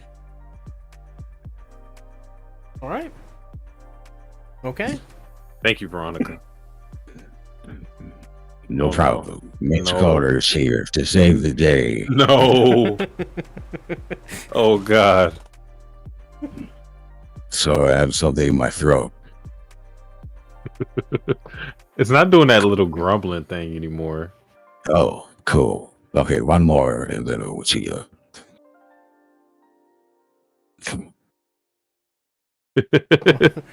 Wanna play with me?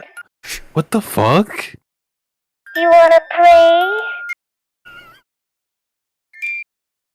I love playing with you, Satsuki. It's the most terrifying thing ever. I don't think I want to play. I don't think I want to play anymore. What about you, C? You wanna play with me? Yeah, you sound pretty nice. What are we playing? We're playing Guess What's Under Your Bed. I'm gonna take a guess. Okay, you go first. You go first.